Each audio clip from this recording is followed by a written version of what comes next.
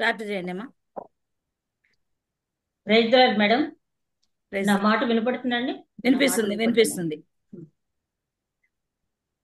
దేవునికి వందనాలు. ఈ తరుణం అనుగ్రహించినందుకు మరొకసారి వందనాలు. కూడి వచ్చిన ప్రతి ఒక్కరికి దేవుని పేరిట వందనాలు. ఈ పునరుత్థాన దినమున మరొకసారి ఆయన వాక్యాన్ని ధ్యానించుకునే కృప దేవుడు మనకు అనుగ్రహించినందుకు వందనాలు చెల్లించుకుంటూ, ఈ రోజు మూల వాక్యం రోమీలు రాసిన హెబ్రీలు రాసిన పత్రిక 4వ అధ్యాయం 9వ వచనం. అపోస్తలుడైన పౌలు హెబ్రీలు రాసిన పత్రిక 4వ అధ్యాయం 9వ వచనం. కాబట్టి దేవుని ప్రజలకు విశ్రాంతి నిలిచి ఉన్నది. ప్రేమ మేడం మా తండ్రి, ఇంతవరకు క్షేమంగా కాపాడు పరిరక్షక స్థుతినైన వందనాలు. మేమేమై ఉన్నామో కేవలం మరి ఉచితమైన కుప్పలైన నా తండ్రి, శ్రేష్టమైన సమయం మళ్ళీ మాకు అనుగ్రహించినందుకు వందనాలు. దయమై ఇప్పటి వరకు నాయన కీర్తనతోనూ ప్రార్థనతోనూ నిన్ను స్తుతించి ఆరాధించగలిగే కృప దయచేశారు. వందనాలు తండ్రి. మేమే ఏమై ఉన్నామో కేవలం మరి ఉచితమైన కుప్పలైన నాయన చేరి ఉన్న ప్రతి ఒక్కరిపై నీ ఆత్మను కుమ్మరించండి. వినగల చెవి, గ్రహించగల మనసు, ఆచరించగలిగే హృదయం ప్రతి ఒక్కరికి దయచేయండి. వాక్యం ధ్యానిస్తున్న నన్ను మరుగుపరిచి ఒక బోరుగా మీరు వాడుకోండి తండ్రి. కార్యాంతం స్థుతించే వాటిని దయచేయమని, అదేవిధంగా ఆవేల్ గారి కుటుంబానికి నాయన ఆదరణ దయచేయండి. నాయన ఇట్లాంటి వార్తలు వింటున్న మేము జ్ఞాన హృదయంతో మా దినము లెక్కించుకుంటూ జీవించగలిగే కృపను దయచేయమని మా ప్రభువును నీ ప్రియ కుమారుడైన యేసుక్రీస్తు ద్వారా వేడుకుంటున్నాం తండ్రి. ఆమేన్. మరొకసారి అందరికి వందనాలండి. లాస్ట్ వీక్ మనం కృపను నిర్లక్ష్యం చేయొద్దు అనే టాపిక్ మనం ధ్యానిస్తున్నాం. అంటే దేవుని కృప ఇంకా నిలిచి ఉంది. ఎప్పుడు మొదలైంది అంటే, నేడు అనే మాటకి యేసుక్రీస్తు ఈ లోకంలోకి వచ్చిన దగ్గర నుంచి ఈ రోజు వరకు ఇంకా కృప నిలిచి ఉంది. ఆ కృపను నిర్లక్ష్యం చేయొద్దని చెప్తూ, ఆ మీలో ఎవడైనాను ఒకవేళ వాగ్దానం పొందకుండా తప్పిపోదునేమో అని భయం కలిగి ఉందము మనలో. అంటే పౌలు గారు అందరినీ కలిపి మాట్లాడుతున్నారు. యూదులతో మాట్లాడేటప్పుడు నేను ఏదో ఒక ప్రత్యేకమైన వాడిని కాదు అని చెప్పటానికి, ఆ ఇక్కడ యూదులకనే కాదు కానీ అన్యజనులతో అయినా సరే పౌలు గారు చాలా తగ్గింపు స్వభావం. ఎందుకంటే మనం లాస్ట్ వీక్ కూడా జ్ఞాపకం చేసుకున్నాం. తిమోతి రాసిన పత్రికలో మొదటి అధ్యాయంలో ప్రధాన పాపిని నేను, అంటే దేవుని కనికరం ఎట్లా ఉంటుందని వివరించి చెప్పడానికి, ప్రధాన పాపినైన నన్నే ఆయన కరుణించాడు కాబట్టి ఎవరినైనా ఆయన కరుణిస్తాడు. ఆయన శిలువ దగ్గరకు వచ్చి పాప క్షమాపణ పొందిన వారికి ఆ రక్షణ అనుగ్రహిస్తాడని చెప్పి, ఆ విశ్వాసము కృప ద్వారా మీరు రక్షణ పొందుతారని చెప్పి పౌలు గారు పదే పదే ప్రతి పత్రికలో నా మాటలు చెప్పడమే జరిగింది. నిజంగా పౌలు గారు పడుతున్న తాపత్రయం చూస్తూ ఉంటే, ఇంత వాక్యం చదువుతున్న మనం, ఇంతగా ప్రార్థనలు చేస్తున్న మనం, నిజంగా కృపను మనం అనుభవించటానికి అర్హులమైన, ఆ కృపను పొందటానికి ఆ విలువైన జీవితాన్ని మనం గడుపుతున్నాం. ఆ కృప ఎట్లాగో ఉంది కదా. ఇందాక ప్రొద్దుట మా చర్చిలో గిడియన్ సరిపిన వాక్యం చెప్పడానికి ఒక ఉమ్, పాస్టర్ గారు వచ్చారు. ఆయన చెప్తూ అన్నాడు, కృప చీప్ కానీ దాంట్లో కూడా కాస్ట్లీ. అంటే రెండు రకాలు ఉంది. ఆ ప్రారంభం నుంచి కూడా, అంటే మానవుడు తన జీవితంలో ప్రతి ఒక్కటి వస్తువు కొనడానికి కాస్ట్లీగా ఉండాలని చూస్తాడు, క్వాలిటీ ఉండాలని చూస్తాడు, ప్రతి దానికి క్వాలిటీ క్వాలిటీ క్వాలిటీ అని చూస్తాడు.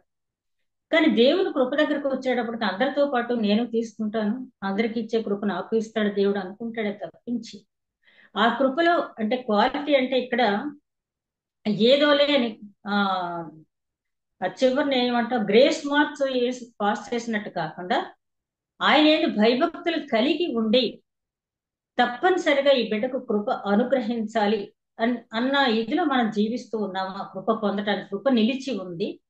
కానీ ఆ కృప పొందటానికి మనం దేవుని పట్ల ఏ విధంగా నడుచుకుంటూ ఉన్నాము అని చెప్పి ఆయన అన్నారు. ఆరాధనకి ఎప్పుడొకప్పుడు రావచ్చు, వాకింగ్ చెప్పేటప్పుడు రావచ్చు, ప్రేయర్ చేసేటప్పుడు రావచ్చు, దేవుని ఇచ్చేటప్పుడు రావచ్చు, ఎప్పుడు వచ్చినా కూడా చివరిన బెనడిక్షన్ తీసుకుంటాం కదా, అయిపోయింది దేవుని మనకు వచ్చేసింది కదా. నిజంగానే చాలా మంది, అంటే మనం అంటే మనం కాదు, ఈ రోజులో మెయిన్ లైన్ చర్చెస్ లో కూడా నేను చూస్తూ ఉన్నాను. ఇక మిగతా చర్చెస్ సరే సరే ఎప్పుడో వెళ్తారు, ప్రేయర్ చేసుకుంటారు, లోపలికి వస్తారు. నేను ఎవరిని క్రిటిసైజ్ చేయట్లేదు కానీ, ఆరాధన అనేది దేవునితో మనం గడిపే సమయం అది. దేవుడు మన కోసం వేచి ఉండే సమయం అది. ఆ దేవుడు మనతో కలిసి ఆనందించాలని చూసే సమయం అది. మనతో కలిసి ఆయన తాపత్రయపడే సమయంలో ఆయనకు ఎంతసేపు టైం వెచ్చిస్తున్నాము అనేది మనం ఆలోచించుకున్నట్టయితే ఆ కృప నిలిచి ఉంది, దాన్ని పోగొట్టుకోకుండా అని చెప్తూ మన పితరులకి మనకులాగైన వాక్యం ప్రకటించబడింది. కానీ వారి జీవితంలో అది నిష్ఫలమైపోయింది. ఎందుకంటే వారి సణుగుడు గొనుగుడు, దేవుణ్ణి శోధించడం, పరిశోధించడం, తిరుగుబాటు, అవిశ్వాసం, అవిధేయత ఇత్యాది విషయాల చేత వారు దాన్ని పోగొట్టుకున్నారు. దేవుని విశ్రాంతిలో ప్రవేశించే అవకాశం పోగొట్టుకున్నారు. కానీ ఎవరో కొందరు ప్రవేశిస్తారు అని చెప్తున్నారు ఆయన కోపంలో. మీరెన్నటికీ నా విశ్రాంతిలో ప్రవేశించరు అన్నా కూడా, నువ్వెప్పుడు నా గుమ్మలో రావద్దని తండ్రి కుమారుని అన్నా కూడా, ఆ కుమారుడు మారు మనసు పొందితే ఆ తండ్రి ఎట్లాగైతే రాణిస్తాడో అలాగే దేవుడు క్షమాగుణం కలిగిన వాడు. ఆ కృప ఇంకా నిలిచే ఉంది, ఆ కృపను మీరు నిర్లక్ష్యం చెయ్యవద్దు అని ఆయన చెప్తున్నాడు. ఇందాక 9వ వచనం చదివాను కదా. కాబట్టి దేవుని ప్రజలకు విశ్రాంతి నిలిచి ఉంది. అంటే ఈ విశ్రాంతి అంటే నిత్య జీవం అనండి, పరలోక రాజ్యం, దేవునితో గడిపే స్థలం, దేవునితో గడిపే సమయం, అంటే దేవుని సన్నిధి, మరణాంతరం. ఆ విశ్రాంతి అనేది ఇంకా నిలిచి ఉందని ఆయన చెప్తూ ఉన్నాడు. ఈ విశ్రాంతిలో ప్రవేశించడానికి మనం ఏం చేయాలి? మనం 4వ అధ్యాయం 9వ వచనం వరకు కూడా మనం లాస్ట్ టైం 10వ వచనం కూడా కొంచెం టచ్ చేసి వదిలేసాం. ఇప్పుడు 10వ వచనం దగ్గర నుంచి మనం గమనించినట్లయితే 10వ వచనంలో ఆయన ఏమంటున్నాడంటే, ఎందుకనగా దేవుడు తన కార్యములు ముగించి విశ్రమించిన ప్రకారము ఆయన యొక్క విశ్రాంతిలో ప్రవేశించిన వారు కూడా తన కార్యములను ముగించి విశ్రమించును. ఆ విశ్రాంతి నిలిచి ఉంది.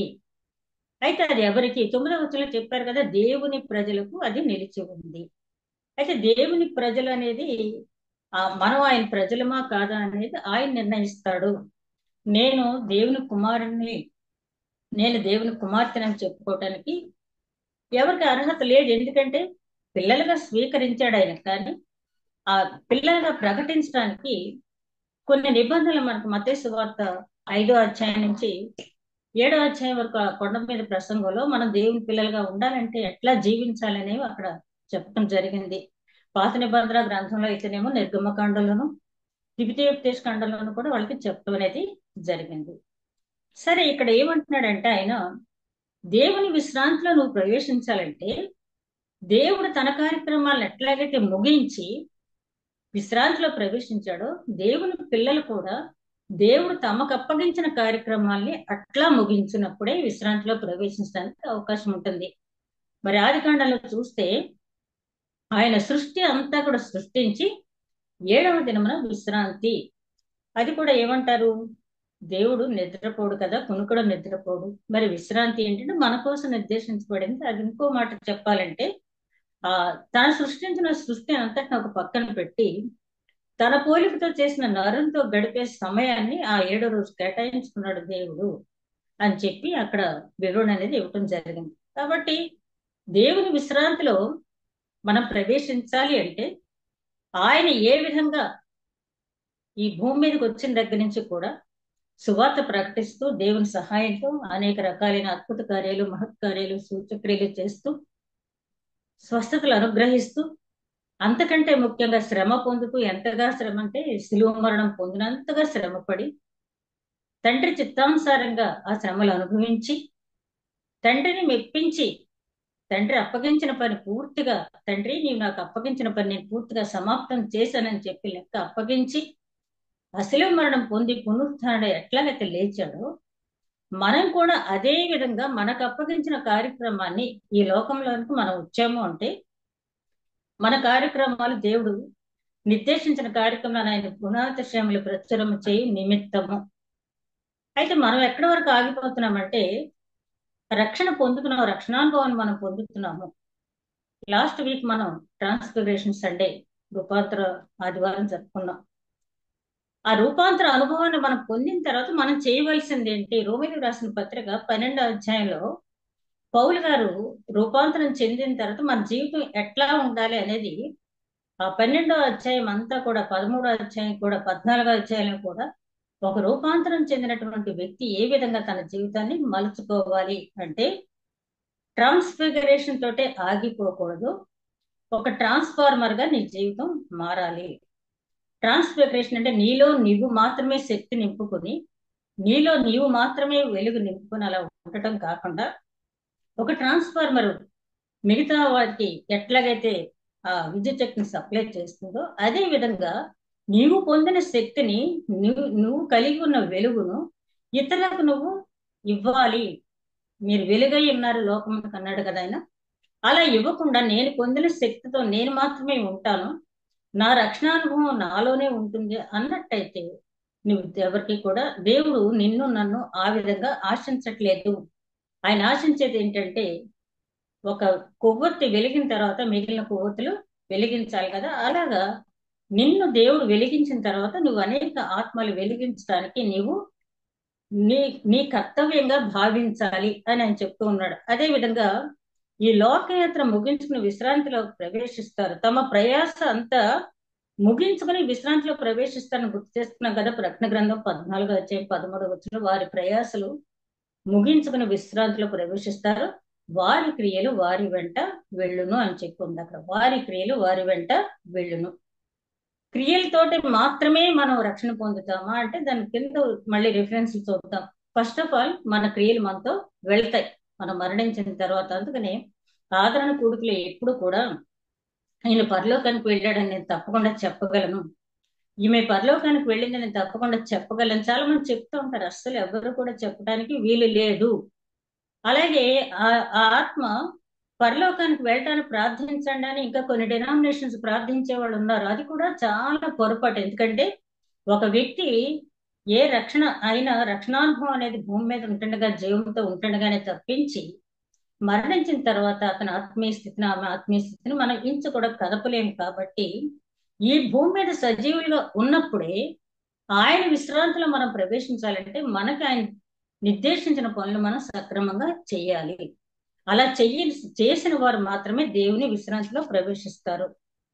కొరింథీయులకు రాసిన 2వ పత్రిక 5వ అధ్యాయం 8వ వచనం అంటున్నాడు, ఇట్లు ధైర్యం కలిగి ఈ దేహము విడిచిపెట్టి ప్రభువునొద్ద నివసించుటకు ఇష్టపడుతున్నాము.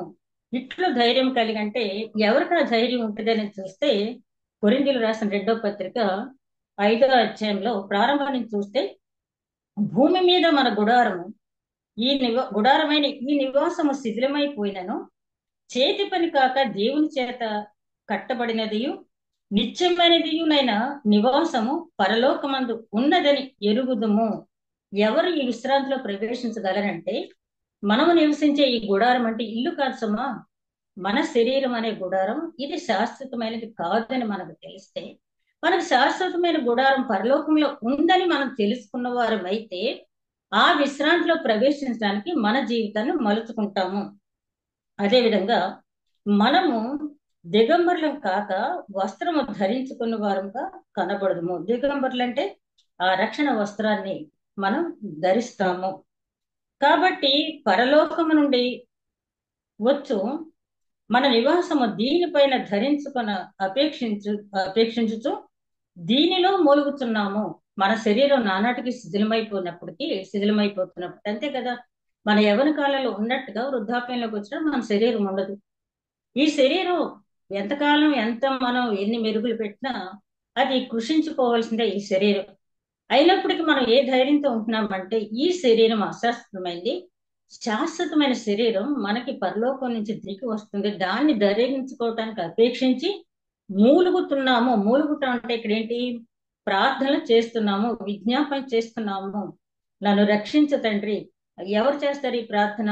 దేవుని ఔన్నత్యాన్ని, మానవుని యొక్క స్థితిని, తన స్థితిని, దేవుని యొక్క ఔన్నత్యాన్ని గమనించినటువంటి వాళ్ళు.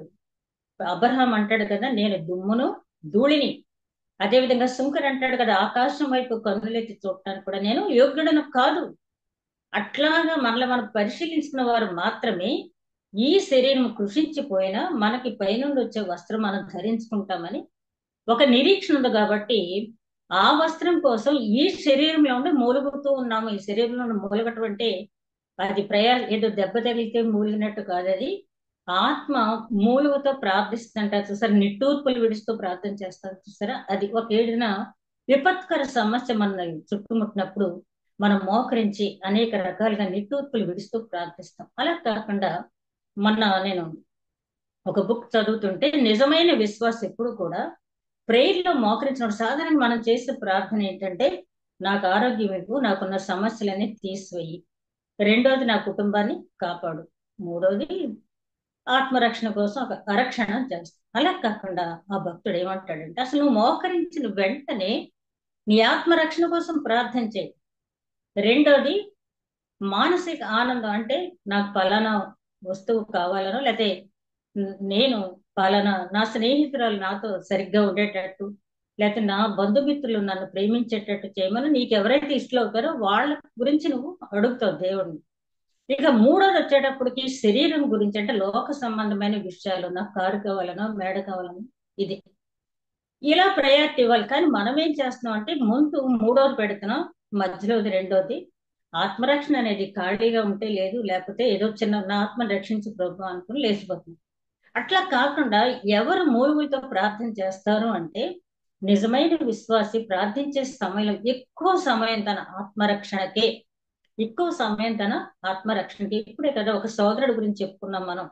ఆయన మన మధ్య నుంచి వెళ్ళిపోయారు. వెళ్ళిపోయే సమయానికి ఆయనకి తెలియదు.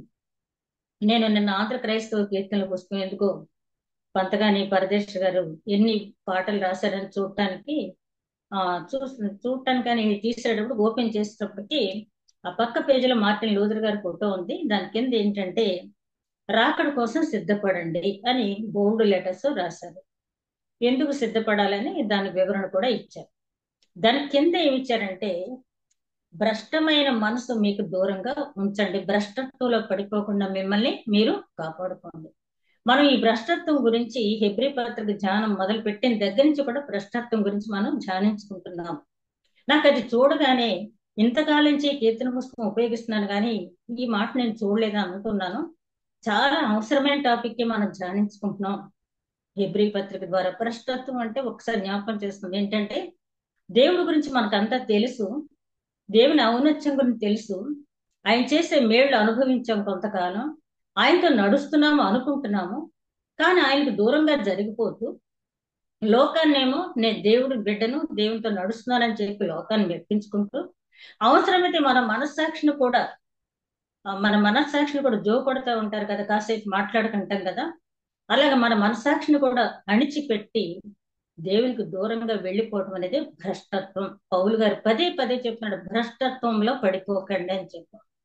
అది చాలా ప్రమాదకరమైనది. రాకడ సిద్ధపాటుకి మనం దూరం చేసేది ఏంటంటే భ్రష్టత్వంతో కూడినటువంటి మనస్సు. అంటే మన మనసు మనల్ని మోసం చేస్తే, నేను దేవునితోనే ఉన్నాను, నేను చేసే పని దేవునికి ఇష్టమైందే, దైవ చిత్తానుసారంగానే నేను ఉంటున్నానని చెప్పి మనసు మోసం చేస్తుంటే, వాక్యానుసారంగా మనం పరిశీలించుకోవాల్సి ఉంది.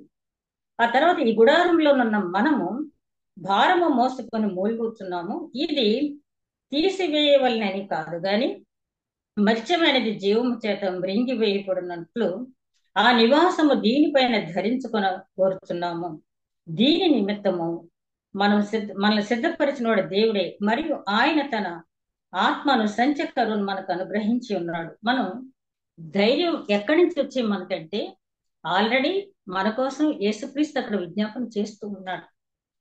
మనకంటే ముందుగా మన విజ్ఞాపనకర్త అక్కడ ఉన్నాడు. కాబట్టి మీరు ఈ రకంగా జీవించినట్టయితే మీరు నిత్య నివాసంలోకి వస్తారని ఆయన ముందుగానే మార్గం ఏర్పాటు చేసి మనకు వెళ్ళారు. కాబట్టి ఆ ధైర్యంతో ఆయన చూపించినట్టు మార్గం ఆ వాక్యానుసారంగా నడుచుకుంటూ, ఈ లోకంలో ఉన్నంత కాలము మన పరదేశము, మన శరీరము క్షయమైనది, అక్షయ శరీరం కోసం మీరు పాటుపడాలి.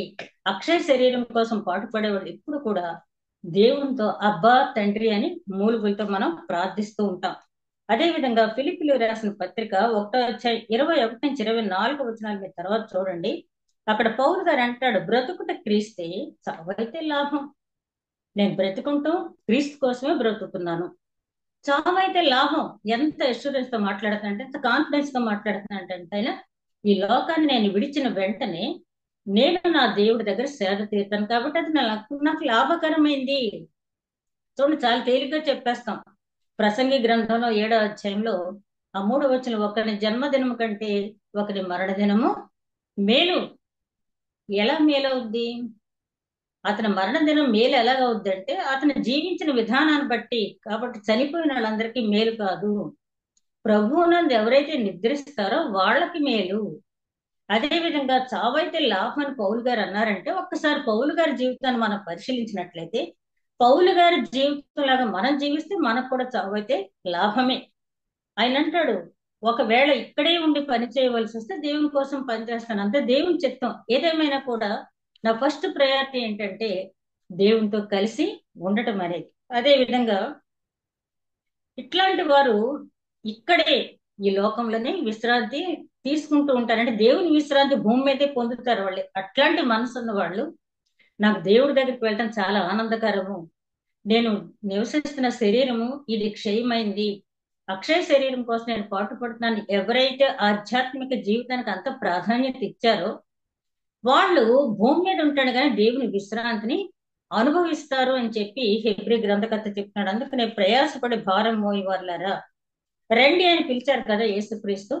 నా కాడిని ఎత్తుకోండి దీన మనసు కలవాడని చెప్పి, ఆయన అది సులువైందని చెప్పి, ఆయన లైఫ్ స్టైల్ ఏంటో మీరు కూడా అట్లాగే ఉన్నట్టయితే విశ్రాంతి పొందుతారని చెప్పినప్పుడు, ఆయన పిలుపుని అందుకుని ఆయన జీవితాన్ని మనం అనుసరించి జీవించినప్పుడు పరలోకానికి వెళ్ళక ముందే ఈ భూమి మీదే ఆ విశ్రాంతిని మనం అనుభవించగలం. చూడండి, చాలా మంది ఆధ్యాత్మిక గురువుల వారికి ఏం లేకపోయినా కూడా ఎప్పుడు కూడా చాలా సంతోషంగా ఉంటారు, ఇతరులకు సంతోషాన్ని పంచేదిలో వాళ్ళు ఉంటారు.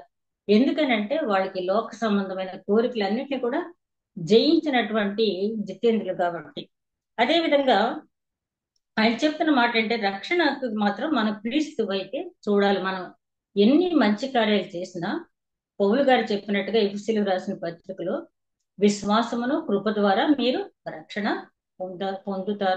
పొందారు అంటాడు ఆయన. కాబట్టి విశ్వాసంతో పాటు ఆయన కృప కూడా మనకు తోడైనప్పుడు మాత్రమే మనం ఆ రక్షణ మనం పొందగలము. రక్షణ 3 స్టేజెస్ అని చెప్పాను, నేను చాలాసార్లు చెప్తాను. ఇప్పుడు మనం రక్షింపబడిన వారము, లోకం నుంచి ప్రత్యేకింపబడితే రక్షణకు సూచన. ఆ రక్షణలో ఇప్పుడు మనం శుద్ధీకరించబడుతున్నాము.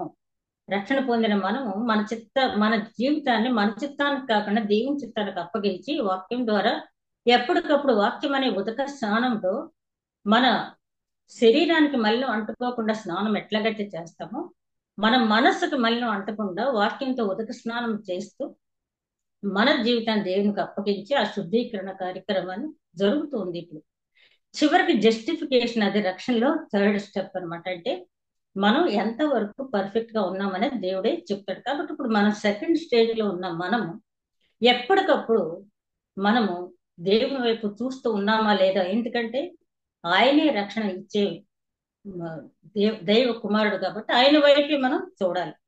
రక్షణకు క్రీస్తు వైపే మనం చూస్తూ ఉండాలి. అందుకనే పౌలు గారు అంటాడు, నేను ఎన్ని చేసినా కూడా గురి ఎద్దకే నేను పరిగెడుతున్నాను, నాకు ఒక గురి ఉంది. ఏంటి ఆ గురి? ఏంటంటే పరలోకానికి నేను వెళ్ళాలి. మనందరి అల్టిమేట్ గోల్ కూడా పరలోకమే, నిత్య జీవమే, దేవుని విశ్రాంతే. కాబట్టి మనం ఏ పని చేసినా అక్కడికి చేరటానికి మనకి ఇది అర్హత అవుతుందా లేదా అని చెప్పి మనల్ని మనం ఇప్పుడు కూడా పరిశీలించుకుంటూనే ఉండాలి. అదే విధంగా రోమీలు రాసిన పత్రిక 4వ అధ్యాయం 4-5 వచనాలు అంటాడు, పని చేసే వారికి జీతం రుణమే కానీ దానం కాదు, భక్తిహీనుని నీతిమంతులుగా తీర్చితే అది అతని విశ్వాసానికి మూలం. అంటే అందరూ కూడా జీవితాంతం కష్టపడి జీవితాంతం దేవుణ్ణి అనుసరించిన వారే నీతిమంతులుగా తీర్చబడ్డారా అని ఒక క్వశ్చన్ కనుక మనకు వస్తే వెంటనే మనం స్ట్రైక్ అయ్యేది ఏంటంటే, వాట్ అబౌట్ సిలువలో 2వ దొంగ గొడవ ఏంటి? అక్కడికక్కడ అతను వాగ్దానం తీసుకున్నాడు కదా అంటే, అప్పటి వరకు అతను సువార్త ప్రకటింపడలేదు, సువార్త వినలేదు. విన్న వెంటనే అన్ని కార్యక్రమాలు చేసేస్తాడు అతను. దేవుని తెలుసుకున్నాడు, పక్కవాడిని గద్దించాడు, సువార్త ప్రకటించాడు, దేవుడిని అడిగాడు, ప్రభు అని యేసు అని సంబోధించాడు, రక్షకుడా అన్నాడు, నువ్వు నన్ను జ్ఞాపకం చేసుకో అన్నాడు, పరలోకం గురించి మాట్లాడాడు. మొత్తం ఒక విశ్వాసి తన జీవితంలో చేయవలసిన కార్యక్రమాలన్నీ టక్టగా 5 నిమిషాల్లో కూడా అక్కడ జరిగినాయి కాబట్టి అతను ఆ వాగ్దానం పొందాడు. కాబట్టి మనం అతను భక్తిహీనుడు కదా, అతను నీతిమంతుడుగా దేవుడు ఎట్లా తీరుస్తాడు అంటే దేవుడు పక్షపాత కానే కాదు. అతను భక్తిహీనుడిగా ఉండటానికి కారణం ఏంటి? ఇంతవరకు మనకు తెలుసు కదా, ఒక యజమాని తన పొలంలో పనిచేయటానికి 6 గంటలకు ఒకసారి, 9 గంటలకు ఒకసారి, 12 గంటలకు ఒకసారి, 3 గంటలకు ఒకసారి, 5 గంటలకు ఒకసారి కూలీని పిలవటానికి పంపిస్తాడు. 5 గంటలకు పనికి వచ్చిన వారు కూడా 6 గంటలకి, ఉదయం 6 గంటలకు పనికి వచ్చిన వారితో సమానమైన వేతనం ఇచ్చేటప్పటికి ఈ ఉదయం 6 గంటలకు వచ్చిన వారికి చాలా బాధ కలుగుద్ది. దీనికి కొంతమంది వ్యాఖ్యానకర్తలు చెప్పింది ఏంటంటే, ఈ 5 గంటల వరకు వారిని ఎవరిని పలికి పిలవలేదు, అట్లాగే వారికి అప్పటి వరకు సువార్త వినిపించబడలేదు. సువార్త వినిపించిన తర్వాత వారి జీవితం ఎట్లా ఉన్నది? నువ్వు 5 గంటల పొలంలో ప్రవేశించి నీ పని విధానం యజమానుడు చూస్తాడు. రూతును గమనించాడు బోయజు. గమనించి, కుమారి నువ్వు ప్రక్క పొలాలకు వెళ్ళొద్దు, నా పొలంలోనే పని చేయన్నాడు. అదే విధంగా పక్క వాళ్ళకు కూడా చెప్పాడు, ఆమె ఏరుకోవటానికి పరిగె కొంచెం ఎక్కువగా వదిలిపెట్టండి అని. ఎందుకంటే ఆ కమిట్మెంట్ చూస్తాడు రూతులో. అలాగే దేవుడు కూడా సువార్త చిన్నప్పటి నుంచి నువ్వు వింటున్నావా, యవ్వన కాలం నుంచి నువ్వు వింటున్నావా ఎప్పుడని కాదు, గాని విన్న దగ్గర నుంచి దేవుని వాక్యం నీ దగ్గరికి వచ్చిన దగ్గర నుంచి నీ ప్రవర్తన ఎట్లా ఉంది, దేవుని కోసం నువ్వు ఎట్లా జీవించావు, దేవుని కోసం నువ్వు ఏ కార్యాలు చేసావు అనేది చూసి అప్పుడు నిన్ను నీతిమంతుడిగా తీరుస్తాడు. దేవుడు పక్షపాతి అనేది వాడు కాదు. చాలా మందికి ఈ డౌట్ మాత్రం ఎక్కువగానే ఉంటుంది. అదే విధంగా దేవుని చేత నిర్దోషిగా ఎంచబడిన వాడు ధన్యుడు అంటాడు దావీదు మహారాజు. అంతే కదా, 51వ సంకీర్తనలో రాజు అయి ఉండి పశ్చాత్తాపం ఎంతగా ప్రకటించాడు దావీదు మహారాజు. ఎందుకంటే దేవుని చేత నేను నిర్దోషాన్ని ఎంచబడితే నేను తప్పించి దేవుని సన్నిధి నాకు ఉండదు. ఆధ్యాత్మిక నేత్రాల్లో పరలోకం అనేది దావీదు మహారాజుకు తెలుసు. 16వ సంకీర్తనలో మనోహర స్థలంలో నేను పాలు పొందుకున్నానని చెప్పంటాడు. కాబట్టి అట్లాంటి మనోహర స్థలంలో పాలు పొందుకోవాలంటే దేవుని చేత నిర్దోషగా ఎంచబడాలి. మనుషులు ఇచ్చే సర్టిఫికెట్స్ మనకి పనికిరావు. అదేవిధంగా 11వ వచనంలో చూస్తే, మనలో మన సాటి వారిలో అవిశ్వాసం, అవిధేయత ఉందేమో పరీక్షించుకుంటూ ముందుకు సాగాలి. ఇది చాలా ప్రాముఖ్యమైనటువంటి అంశం క్రైస్తవులు. నువ్వు మాత్రమే రక్షణ కాదు, నీ కుటుంబ సభ్యులు మాత్రమే రక్షణ కాదు, నీ పక్క వారు, వాక్యం తెలియని వారు, వాక్యం తెలుసుకోవాలని ఒకవేళ ఇంట్రెస్ట్ ఉంటే వరకు నువ్వు సువార్త చెప్తున్నావా? నేను చిన్న ఆర్టికల్ చదువుతున్నాను మొన్న. అందులో ఏంటంటే, ఒక హోటల్ రూమ్ కి 2 స్నేహితులు అక్కడ హోటల్కి వచ్చిన తర్వాత పరిచయం అవుతారు. ఆ ఉదయం నుంచి వాళ్ళు కలిసి మాట్లాడుకుంటారు. రాత్రి వచ్చేటప్పుడు కూడా డిన్నర్ చేసిన తర్వాత చాలాసేపు మాట్లాడుకుంటారు. వెళ్ళి ఎవరి రూమ్ లోకి వాళ్ళు నిద్రపోతారు. నిద్రపోయిన తర్వాత తెల్లవారు లేచేటప్పుడు ఎదురుగుండా ఉన్న రూమ్ లో ఆయన చనిపోయాడని తెలిసింది. ఈ పక్క రూమ్ లో ఉన్న ఆయన చాలా దుఃఖపడ్డాడంట. అయ్యో, ఇతనికి మరణం ఇంత తొందరగా వస్తుంది అనుకుంటే నేను సువార్త ప్రకటించేవాడిని, ఇప్పుడే కదా పరిచయం అయ్యాడు, రేపు రుతుట నుంచి ఇతను సువార్త ప్రకటించవచ్చు అనుకున్నాను, దేవుడు నాకు ఆ సమయం ఇవ్వలేదు అని చెప్పి చాలా బాధపడ్డాడు. అందుకనే సమయం అనక అసమయం అనక నీవు ఎప్పుడు కూడా సువార్త ప్రకటించాలి. నిన్న మా చర్చిలో ఒక ఆమె మెమోరియల్ ప్రేయర్ జరిగింది. అక్కడ నేను అదే చెప్పాను, పంతగాని పరదేశి గారి యొక్క మనవరాలు వద్దావిడ. ఆవిడ గురించి ఇచ్చిన సాక్ష్యం ఏంటంటే, 2 టీచర్స్, అన్య స్త్రీలు, ఫలానా టీచర్ గారండి ఎవరితోటన్నా మాట్లాడితే దేవుడు తనకు చేసిన మేలు గురించి చెప్తూ, యేసుక్రీస్తు నమ్ముకోండి మీరు కూడా మేలు పొందుతారని చెప్తారండి ఆవిడ. అదే గొప్ప సువార్త. పర్వాలేదు, అన్ని పరిస్థితులు బాగానే ఉన్నాయి, 4 గోడల మధ్య నేను చక్కగా చెప్పొచ్చు అనుకున్న దగ్గర సువార్త చెప్పడం కాదు, కానీ దేవుని ఎరుగని బిడ్డల దగ్గర ఓపికతో మనం సువార్త చెప్పాలి. ఎందుకంటే దేవుడు ఏమంటున్నాడంటే, నీతో పాటు అనేక మందిని రక్షణ మార్గంలో నడిపించాల్సిన బాధ్యత నీ మీద ఉంది. పౌలు గారు అంటారు కదా, నా కిరీటం మీరే, నా కిరీటంలో ఉన్నటువంటి వెలగల రాళ్ళు మీరే.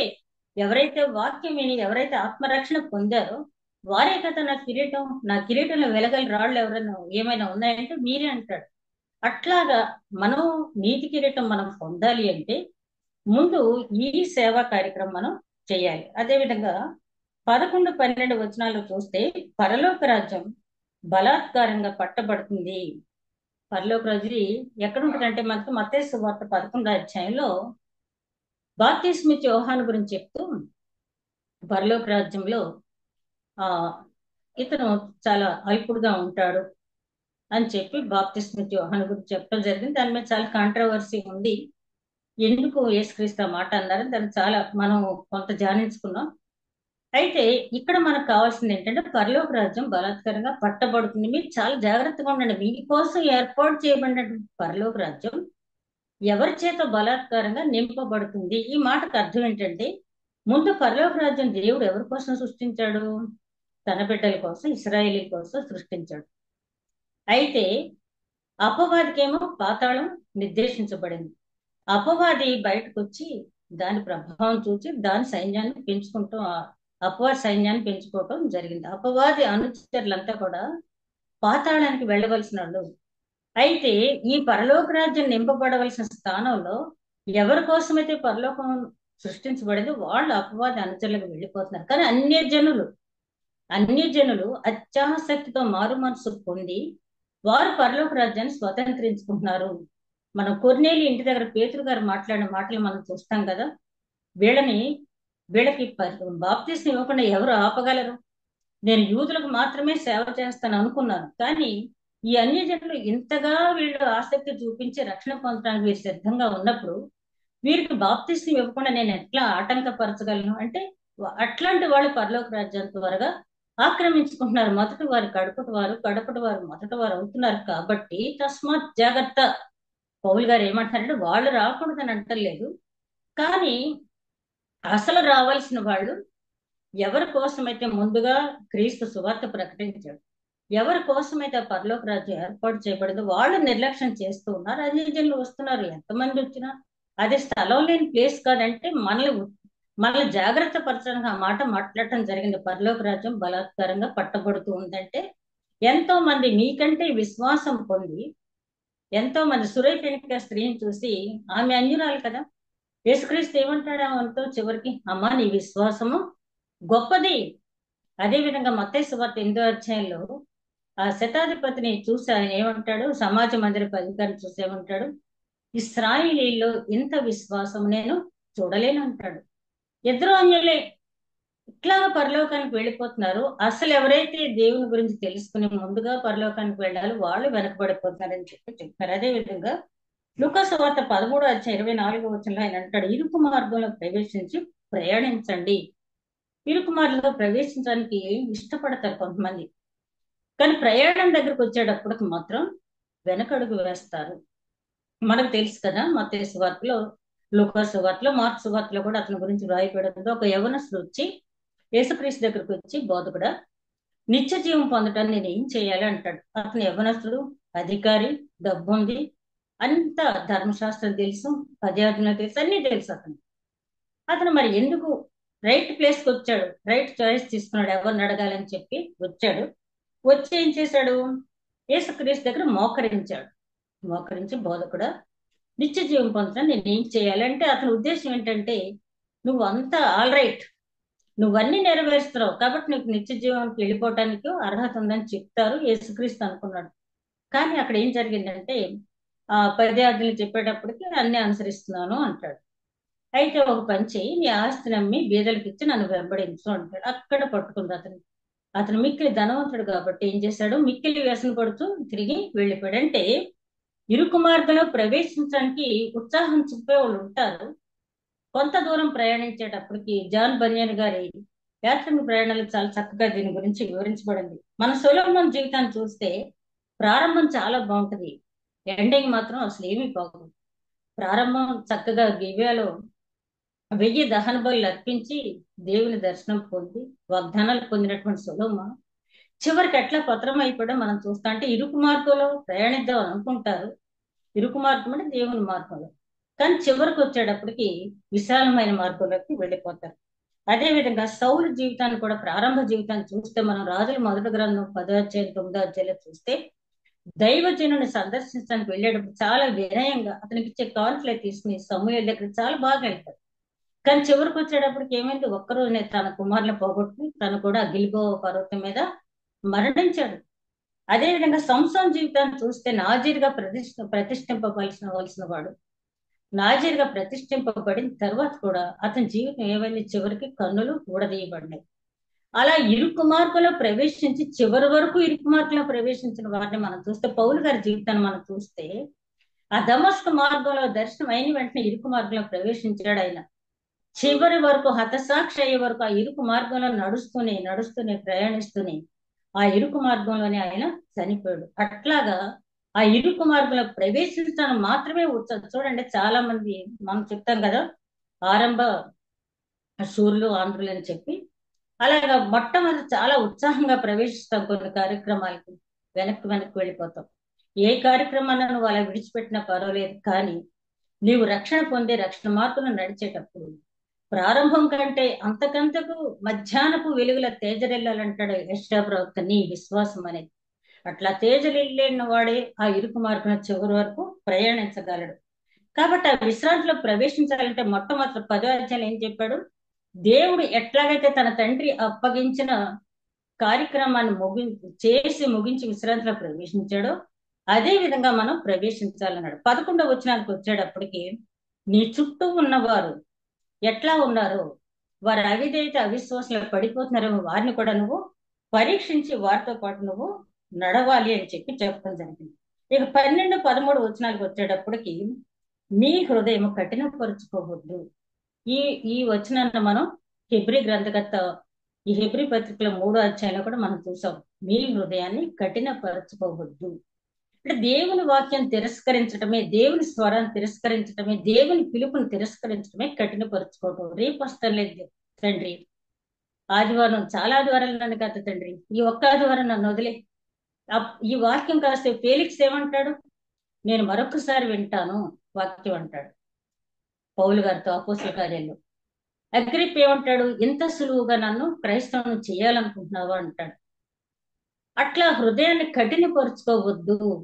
ఆ పిలుపు విన్న వెంటనే మెత్తని హృదయంతో, దున్నబడిన హృదయంతో ఆ వాక్యాన్ని స్వీకరించండి. దేవునికి ఆయన అంటున్నాడు ఏంటంటే, నీకు పుట్టిన మొదలుకొని వాక్యోపదేశం ఉంటుంది, 2 అంచెలు కలిగినటువంటి ఖడ్గం లాంటిది వాక్యం. అట్లాంటి వాక్యాన్ని ఇచ్చిన దేవుడికి వివేచన శక్తి నువ్వు అనుకున్న దానికంటే చాలా ఎక్కువ. జ్ఞానేంద్రియాల్ని, హృదయాన్ని పరిశోధించే దేవుడు ఆయన. ఇర్మియా గ్రంథకర్త అంటాడు కదా, జ్ఞానేంద్రియంతో సహా పరిశీలించి తీర్పునిచ్చే దేవుడు నీవు అంటాడు. అదే విధంగా సంకీర్తన 139లో, నేను ఆకాశంకి ఎక్కిన నువ్వు అక్కడ ఉన్నావు, నేను సముద్రంలోకి వెళ్ళినా నువ్వు అక్కడ ఉన్నావు, నేను ఎక్కడికి వెళ్ళినా నీవు నన్ను చూస్తున్నావు. అదే విధంగా యథార్థవంతులు బారపరచడానికంటే ఆయన కనుదృష్టి ఎప్పుడు కూడా లోకమంతా సంచారం చేస్తూ ఉంటుందంట. కాబట్టి ఆయన తప్పించుకుని మనం ఏమీ చేయలేం. నీకు వాక్యం ఇచ్చాను, వాక్యం విన్నావు, వాక్యానుసారంగా జీవించట్లేదు కదా నువ్వు అని అడుగుతాడు ఆయన తీర్పు సమయంలో. నేను వాక్యం వెళ్ళలేదు ప్రభా, నాకు అర్థం కాలేదు ప్రభా, నువ్వు తప్పించుకోవటానికి వీల్లేదని చెప్పి అంటున్నాడు. అది అందుకని ఎఫెసీయులకు రాసిన పత్రిక 6వ అధ్యాయం 17వ వచనంలో, రక్షణ అనే శిరస్త్రాణము వాక్యం అనే ఖడ్గాన్ని ధరించండి అంట. అంటే రక్షణ అనే శిరస్త్రాణం అంటే అపవాది తిష్ట వేసేది ఎక్కడ? మన తల్లో, మన మనసులో, మన బ్రెయిన్ లో. కాబట్టి దానికి రక్షణ అనే శిరస్త్రాణం మీరు తగిలించండి. అప్పుడు అపవాది కార్యక్రమాలు అక్కడ బంద్ అయిపోతాయి. దేవుని వాక్యంతోనే నింపబడి ఉండాలి మీ మస్తిష్కం అంతా కూడా. అపవాదికి చోటు లేకుండా అక్కడ రక్షణ శిరస్త్రాణం ధరించండి. వాక్యం అనే ఖడ్గం ధరించండి. ఖడ్గం అంటే 2 అంచులు కలిగింది. వాక్యం అనే ఖడ్గం 2 అంచులు కలిగిందంటే వాక్యం నీకు బోధిస్తూ ఉంటుంది, అట్ ది సేమ్ టైం తీర్పు చెప్పేది కూడా వాక్యమే. ఆ వాక్యం చెప్పేటప్పుడు హృదయాన్ని గుర్చుకుంటది కొంతమంది. అదే కదా అపోస్తల కార్యాల గ్రంథం 2వ అధ్యాయంలో పేతురు గారు ప్రసంగించిన తర్వాత వెంటనే వాళ్ళు హృదయంలో నొచ్చుకుని మేమేం చేయాలి అన్నాడు. అలా వాక్యం విన్న వెంటనే హృదయంలో గుచ్చుకుంటుంది అనమాట. అది 2 అంచులు కలిగినటువంటి ఖడ్గం. అంటే ఒక పక్క బోధిస్తూనే ఒక పక్క అది తీర్పు కూడా చెప్పేస్తూ ఉంటుంది. కాబట్టి నువ్వు ఆ ఖడ్గాన్ని ధరించండి అని చెప్పంటాడు. అదే విధంగా నువ్వు రక్షింపబడి వాక్యం లేకపోయినా అనవసరం. నేను రక్షణ పొందానండి, కానీ వాక్యంతో నాకు పని ఏంటండి? వాళ్ళు ఎవరో చెప్పారు, యేసుప్రభు రక్షకుడు, నమ్ముకో, నువ్వు రక్షింపబడతావు, పరలోకానికి వెళ్ళిపోతావు అని చెప్పారండి, అంతవరకే తెలుసండి నాకు. బైబిల్లో మరి ఏ వాక్యమో తెలియదండి, దానివల్ల ఏమీ ప్రయోజనం లేదు. ఆయన అన్నాడు కదా, రక్షణ కలుగున్నట్టు నీ నోటితో ఒప్పుకుని దేవుడు ఆయన మృతుల్లో నుండి లేపిన హృదయంలో విశ్వసించిన ఎడల నీవు రక్షింపబడదు అని చెప్పి. కాబట్టి నీకు వాక్యం అంతా తెలియాలి. అలా వాక్యం అంతా తెలిసి రక్షింపబడకపోయినా దానివల్ల ప్రయోజనం అనేది లేదు. కాబట్టి రక్షింపబడాలి, వాక్యం కూడా ఉండాలి. ఈ రెండూ ఉండాలి సైమల్టేనియస్ గా. ఒకటి ఉంటే ఒకటి లేకపోతే దానివల్ల ప్రయోజనం అనేది ఏమీ లేదు. కాబట్టి ప్రతి క్రైస్తవుడికి ఉండవలసినటువంటి మరొక లక్షణం ఏంటంటే రక్షణానుభవం ఉండాలి, వాక్యానుభవం ఉండాలి. నువ్వు ఎట్లా రక్షింపబడ్డావో ఇతరులకు వివరించి చెప్పినప్పుడే కదా వాళ్ళు రక్షింపబడేది. కాబట్టి నీకు రెండు ఉండాలి, ఒకటి ఉండి ఒకటి లేకపోతే దానివల్ల ప్రయోజనం లేదు. ప్రవక్త ఇర్మియా అంటాడు 23:29 నా మాట అగ్ని వంటిది కాదా, ఆ, బండను బద్దలు కొట్టే సుత్తి వంటిది కాదా అంటాడు.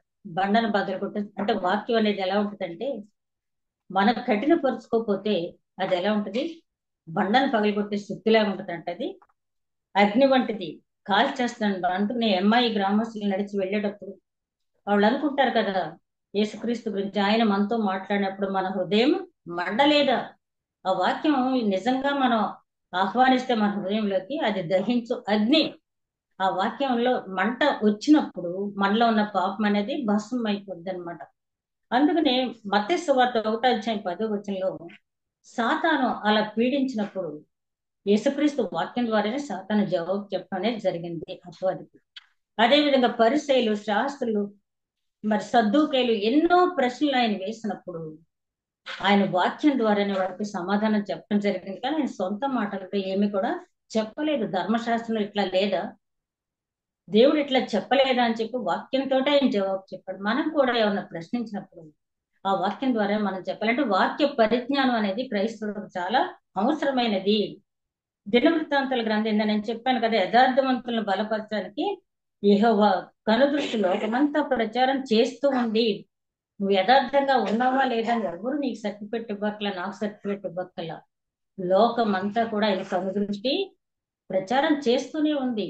నువ్వే టైంలో ఏం చేసావో ఆయన సింహాసనం నుండి వంగి చూసే దేవుడు అంటాడు సంకీర్తన 102 ఆయన మనం ఏం చేస్తున్నాం చూడటానికి సింహాసనం నుంచి అంటే వంగి చూస్తాడంట. దీనులను పైకి లేపడానికి వంగి చూస్తాడు, ఎట్ ది సేమ్ టైం మనల్ని పరిశీలించడానికి కూడా ఆయన వంగి చూస్తాడు. కాబట్టి చాలా జాగ్రత్తగా ఉండాలని చెప్పి రోమా పత్రిక 14:12 అంటాడు, ప్రతి వాడు తనను గూర్చి లెక్క అప్పగించాలి. నీ లెక్క నువ్వే అప్పగించాలి, నా లెక్క నేనే అప్పగించాలి. కాబట్టి మనం జాగ్రత్తగా ఉంటూ ఆయన అడుగుతాడు. ఆ లెక్కలో ఇతరుల గురించి కూడా లెక్క ఉంటది, ఇతరుల గురించి కూడా లెక్క ఉంటది. నీ పక్కన ఉన్న వాళ్ళకి ఎప్పుడైనా నువ్వు సువార్త చెప్పావా? కనీసం వాళ్ళ గురించి ఎప్పుడైనా ప్రార్థించావా? వాళ్ళ మంచి చెడ్లు ఎప్పుడైనా తెలుసుకున్నావా? అసలు దేవుని గురించి పరిచయం చేస్తావా నువ్వు అని లెక్క అడిగే రోజు ఉంటుంది. కాబట్టి సాధ్యమైనంత వరకు మనం సువార్త ప్రకటించాలి. మనకున్నది ఏంటంటే ఏమనుకుంటారో అవతల వాళ్ళు అని ఒక రకమైనటువంటి భయం. ఏదోలే, ఎందుకులే, మనం ప్రార్థన చేద్దాం. ప్రార్థన చేయండి, ప్రతి ఒక్కరి గురించి సాధ్యమైనంత వరకు సువార్త ప్రకటించండి. కరపత్రాలు ప్రింట్ చేయించి పంచిపెట్ట, అది కూడా సువార్తే. కరపత్రాలు చదవడం రాని వారికి చదివి వినిపించి ఇది సారాంశం అని చెప్పడం కూడా సువార్తే. బైబిల్ వాక్యం రోజుకు ఒక్క వాక్యం చెప్పడం కూడా మనం సువార్తే. అది వాక్యం తెలియని వాళ్ళకి, తెలిసిన వాళ్ళకి మనం ఎంత చెప్పినా దానివల్ల ప్రయోజనం అనేది లేదు. అదేవిధంగా 14 అంటాడు, ఆయన మన ప్రముఖ యాజకుడు. ఇది 2:17 నుంచి మొదలవుద్ది ఈ టాపిక్.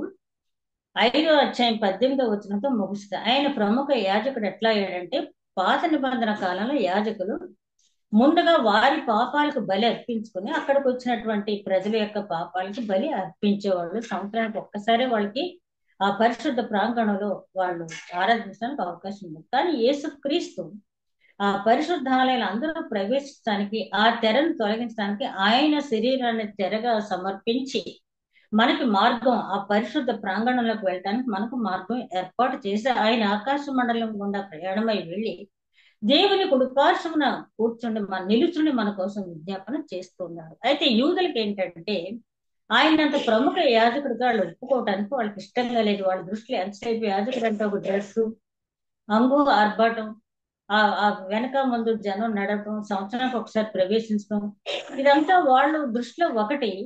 ఇట్లా ఉన్నటువంటి ఈ యాజకుడిని క్రీస్తుని యాజకుడిగా వాళ్ళు ఒప్పుకోవట్లేదు. కానీ పాత నిబంధన యాజకుడు చేసినటువంటి కార్యక్రమం అంటే ఈ క్రొత్త నిబంధన యాజకుడైన క్రీస్తు మన కోసం చేసే కార్యక్రమం చాలా గొప్ప కార్యక్రమం. ఎందుకంటే పాత నిబంధన యాజకుడు మన కోసం శిలువ మరణం పొందలేదు, మన కోసం బలి పశువుగా తనను తాను సమర్పించుకోలేదు, మన కోసం తాను విజ్ఞాపన చేయలేదు. ఈ మూడు కార్యక్రమాలు కూడా యేసుక్రీస్తు చేశారు, చేస్తున్నారు. కాబట్టి ఈయన ప్రముఖమైనటువంటి యాజకుడు. అది యూదులు ఇంకా గుర్తించకపోవటం వల్లే వాళ్ళు క్రీస్తుని అంగీకరించటం లేదు. వాళ్ళకి మనం అర్థమయ్యే రీతిలో బోధించవలసిన బాధ్యత కూడా మన మీద ఉంది అంటున్నాడు.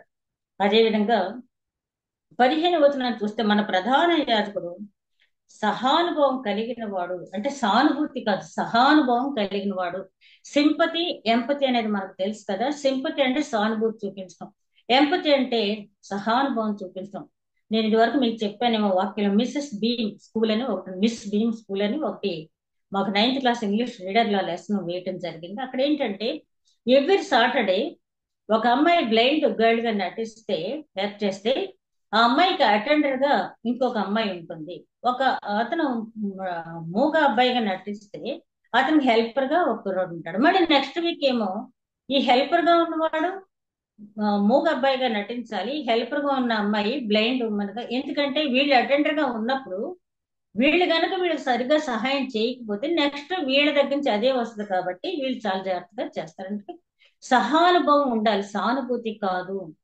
ఆ నిజంగా ఆ బ్లైండ్ గర్ల్ ఎన్ని బాధలు పడద్దు అనేది ఆ సహానుభవం వాళ్ళకి రావటానికి ఆమె ఆ స్కూల్ స్థాపించి చాలా గొప్ప విద్యా విధానం ఆమె ప్రవేశపెట్టింది. అలాగే మన ప్రముఖ యాజకుడైన క్రీస్తు కూడా మనకున్నటువంటి సహానుభవం ఉంది. మనకున్న ఆకలి, దాహం, దప్పిక అన్ని కూడా ఆయనకి ఉన్నాయి. మనతో సహానుభవం కలిగిన వాడు. శ్రమ అంటే తెలుసు, వేదన అంటే తెలుసు, బాధ అంటే తెలుసు, అవహేళన అంటే తెలుసు, అన్ని తెలుసు ఆయన.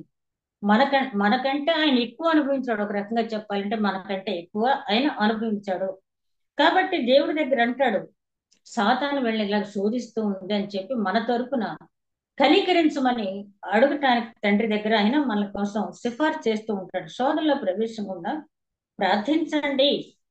26 అధ్యాయం 41 మన శోధనలో పడకుండా ప్రవేశించకుండా ప్రార్థించాలంటాడు. ఎందుకంటే పేతురుతో శిష్యులతో అంటాడు కదా, మీరు నా కోసం మెళకువగా ఉండి ప్రార్థించండి అని చెప్పి. అదే 8వ అధ్యాయం 26వ రోమీలు రాసిన పత్రికలో ఆత్మక శరీరము, శరీరం యొక్క ఆత్మ వ్యతిరేకంగా అపేక్షిస్తూ ఉంటుందంట. ఆత్మ ఎప్పుడు సిద్ధంగా ఉంటుంది దేవుడు ప్రార్థన చేయడానికి. శరీరం కాసేపు కుంటుపడి తిద్దాంలే, కాసేపు బద్దకిద్దాంలే అంటాను శరీరం. అలాగే బైబిల్ చదువుకుందాం, రేపు చదువుకుందాంలే, వాక్యం చెప్దాం, రేపు చెప్దాంలే, అది ఎంతో మధురంగా ఉంటుంది ఆ రేపు అనే మాట. కానీ రేపు మనం ఉంటామో లేదు మనకి తెలీదు. కాబట్టి అట్లాంటి మాటల ప్రలోభాలకు లొంగిపోకుండా మీరు ఎప్పటికప్పుడు వాక్యానుసారంగా మీరు నడుచుకోండి. గలతీలు రాసిన పత్రికలో కూడా అదే అంటాడు, ఆత్మ శరీరముకు, శరీరముకు ఆత్మ విరోధంగా అపేక్షిస్తుంది. యేసుక్రీస్తు తెలుసు సైతాను అపవాది ఎంతగా రెచ్చగొడతాడో మళ్ళీ ఆయనకి బాగా తెలుసు. ఆకలితో ఆయన ఉన్నప్పుడు ఈ రాళ్ళను రొట్టెలు చేసుకుని తినొచ్చు కదా అని చెప్పి శోధించబడ్డ యేసుక్రీస్తుకి మనం ఎట్లా శోధింపబడతామో ఆయనకు తెలుసు. సిలువ నుంచి దిగి రావచ్చు కదా అని పలికించాడు చాలా మందితో. అది కూడా అప్పాజీ పలికించిన పలుకులే. కాబట్టి ఆ వడ్లవాని కుమారుడు కాదని అవహేళన, మొహం మీద ఉమ్ము ఊశారు, ముళ్ళ కిరీటం పెట్టి యూదులకు రాజు అన్నారు, ఉదా వస్త్రం వేసి యూదులకు రాజు అన్నారు, నేను మొహం మీద కొట్టిన వాళ్ళు ఎవరో చెప్పన్నారు. ఒకటి కాదు, రెండు కాదు ఆయన పడిన శ్రమలు. కాబట్టి ఒక మానవుడు ఎన్ని రకాలుగా శ్రమలు పొందుతాడో, ఎన్ని రకాల ఆవేదనలు చెందుతాడో ఆయనకు మాత్రమే తెలుసు. కాబట్టి మనం పడే ప్రతి శ్రమ గురించి కూడా ఆయన వివరించి అక్కడ చెప్పడానికి అవకాశం ఉంది. మనకు తెలుసు కదా, ఇప్పుడు విదేశాలకు వెళ్ళి చదువుకునే మెడికల్ స్టూడెంట్స్ కు ముందు కంట్రీ లాంగ్వేజ్ నేర్పిస్తారంట. చైనా వెళ్తే చైనీస్, అలాగే ఏ దేశానికి వెళ్తే అక్కడ ముందు లాంగ్వేజ్ నేర్పించి కాంటినెంటల్ డిసీజెస్ చెప్పి ఆ కాంటినెంటల్ డిసీజ్ యొక్క బాధలు కూడా వివరించి చెప్పిన తర్వాతే వాళ్ళ డాక్టర్స్ తో వాళ్ళు ముందు ట్రైనింగ్ ఇస్తారంట. అలాగా మన ప్రధాన యాజకుడు అన్ని కూడా మన పడే బాధలన్నీ కూడా తెలుసు. అదేవిధంగా ఈ కృపా సింహాసనం, ధైర్యంగా కృపా సింహాసనం దగ్గర చేరుతున్నామంట. కృపా సింహాసనం అంటే ఏంటంటే విశ్వాసాలను ఏలటానికి దేవుడు ఆసీనుడైనటువంటి కృపా సింహాసనము.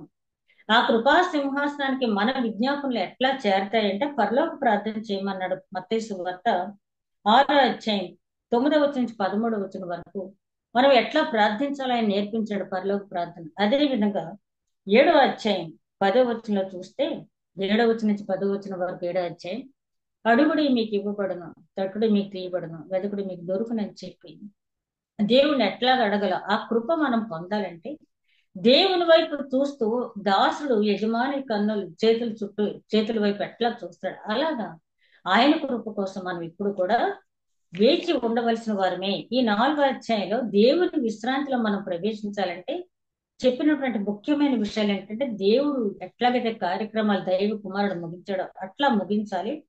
అదే విధంగా మనం మన సాటి వారి విశ్వాసం పట్ల కూడా మనం బాధ్యత వహించాలి. అదే విధంగా తర్వాత చూసినట్టయితే ఇరుకు మార్గంలోనే మన జీవితకాలం నడిస్తేనే ఆ విశ్రాంతిలో మనం ప్రవేశించగలం. ఆ తర్వాత అంశాలు చూస్తే కఠిన హృదయం ఉంటే గనక మనం ఎప్పటికీ కూడా మనం ఆ విశ్రాంతిలో ప్రవేశించిన వాక్యం మనం తిరస్కరించినట్లయితే రాతి నేల పడిన విత్తనం ఉన్నట్టయితే ఆ విత్తనం మనలో పనిచేయదు, ఆ వాక్యం మనలో ఫలింపదు. కాబట్టి ఆ వాక్యం ఫలింపనప్పుడు ఆ విశ్రాంతి అనేది ఏంటో మనకు తెలియదు. ఆ విశ్రాంతిలో ప్రయాణం చేయటానికి మనం ప్రయత్నం అనేది చెయ్యము. తర్వాత అంశాన్ని చూస్తే 14వ వచనంలో ఆ దేవుడు క్రీస్తు ప్రముఖ యాజకుడు కానీ ఆయన మన బాధలన్నీ కూడా తెలిసిన వాడు, ఆయన శోధింపబడిన పాపం చేయని వాడు, ఆయన కృపా సింహాసనం మీద ఆసీనుడై ఉన్నాడు. కాబట్టి నువ్వు విశ్వాస సంబంధమైన జీవితం జీవించడం మాత్రమే కాకుండా ఆయన వైపు చూస్తూ పరలోకమందున మా తండ్రి అని ఆయన సంబోధిస్తూ నానాటికి కావాల్సిన ఆహారం మాకు దయచేయి, మా క్షమాపణ దయచేయి, పరలోక ప్రార్థన ఏదైతే ఉంటుందో అంతా కూడా మనం చేయబద్దులమై ఉన్నాం. ఆ ప్రార్థన చేసేటప్పుడు ఒక్కొక్కసారి ఒక్కొక్క మాట మనం విశ్లేషించుకుంటూ చేసినట్టయితే చాలా డినామినేషన్స్ వాళ్ళు పరలోక ప్రార్థన చేయరు. ఎందుకంటే అన్ని అబద్ధాలు చెప్తారు, మీరు ఇతరులను క్షమించకుండానే క్షమించామని చెప్తారు అని. అలాగ చెప్పి చెప్పి ఒకవేళ మనం క్షమిస్తామేమో, 4 సార్లు తప్పు చేసిన 5వసారి సరైన మార్గంలోకి వస్తాం, అసలు చెప్పకుండా ఉంటామనేదే పాపం కదా. పరలోకమందున మా తండ్రి అని మనం సంబోధించాలి కదా. ఆ సంబోధన కూడా తప్పేం లేదు కదా. ఆ సంబోధనే తప్పు అనే వాళ్ళు కూడా చాలా మంది అసలు పరలోక ప్రార్థనే వద్దంటారు. నీ నీ రాజ్యం వచ్చునుగా అంటే ఎలా వస్తుంది నీ రాజ్యం అంటే ఆ రాజ్యం మనలో మధ్యలోకి రావాలి. కాబట్టి ఆ వాతావరణం భూమి మీద క్రియేట్ అవ్వాలంటే ఆయన బిడ్డలుగా మనం ఆయనకి ఇష్టమైన బిడ్డలుగా మనం జీవించడం కోసం. తర్వాత ఆ ఏది కావాలో ఆయన చిత్తానుసారమైన కోరిక మనం కోరినప్పుడు నెరవేర్చే దేవుడు మనకు ఉన్నాడు. కాబట్టి ఆయన అడగాలి.